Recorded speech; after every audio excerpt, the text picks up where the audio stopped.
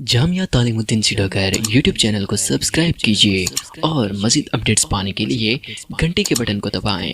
Like, share اور comment لازمی کریں۔ جزاک اللہ خیرا۔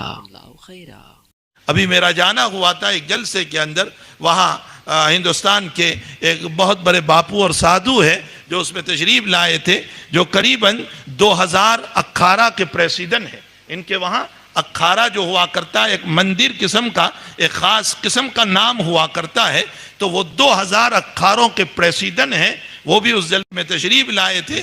اور اس کے ساتھ ساتھ وہ قریباً 3 سے 4 تو یونیورسٹیاں چلا رہے ہیں۔ اس کے ساتھ ساتھ روزانہ 1000 سے زائد افراد کو وہ کھانا کھلاتے ہیں، آشرم کھول رکھا ہے۔ اس کے ساتھ ساتھ ایک بہت بڑی ہاسپٹل بنا رکھی ہے، اور اس کے اندر بہت سے لوگوں کو مفت میں علاج کرتے ہیں بلا تفریق کے مذہب کے۔ اس میں ہندو ہو یا مسلم ہو، سبھی کا علاج کیا جاتا ہے۔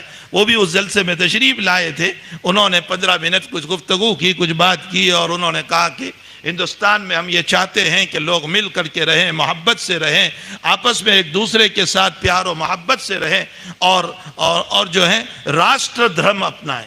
راشٹر دھرم کا مطلب یہ ہوتا ہے راج دھرم جس کو کہا جاتا ہے، یعنی راج دھرم کا مطلب یہ ہوتا ہے کہ انصاف کے ساتھ سب کو انصاف ملنا چاہیے اور ساری قوم مل کر کے رہے۔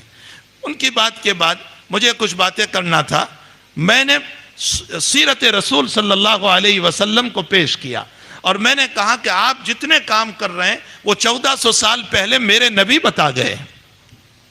ہمارے آقا نے فرمایا اطعام الطعام من الایمان، کھانا کھلانا ایمان کا شعبہ ہے۔ ہمارے آقا نے فرمایا کہ قیامت کے دن اللہ تعالیٰ مجھ سے پوچھے گا کہ فلاں میں بیمار تھا، تو میری عیادت کے لیے نہیں آیا، تو بندہ کہے گا اللہ تو بیمار کہاں سے ہو سکتا ہے؟ تو میں کہوں گا، اللہ تعالیٰ فرمائیں گے کہ میرا فلاں بندہ بیمار تھا، اگر تو اس کی عیادت کرتا تو مجھے وہاں پاتا۔ معلوم ہوتا ہے کہ بیمار کے پاس اللہ کی ذات ہوا کرتی ہے، حق تعالیٰ کا علم ہوا کرتا ہے۔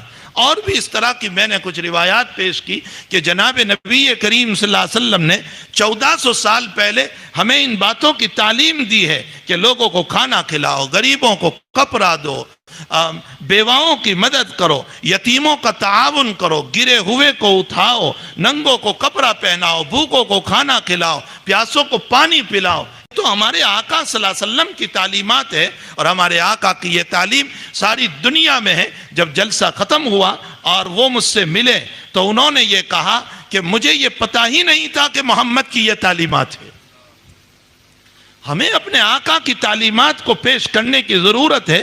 میں یہ نہیں کہتا ہوں کہ 100% ان کے گلے اتر جائے گی، لیکن 50% تو تعلیم اترے گی۔ یہ تو کچھ عناصر ایسے ہوا کرتے ہیں کہ جن کی طبیعت جدت پر ہوتی ہے، ضد پر ہوا کرتی ہے، وہ نہ مانے تو نہ مانے، لیکن ایک اکثریت قوم وہ ہے کہ جو آقا کی تعلیم کی آج بھی شیدائی ہے۔ اور محمد الرسول اللہ صلی اللہ علیہ وسلم جہاں ہمارے نبی ہیں وہاں ان کے بھی نبی ہیں۔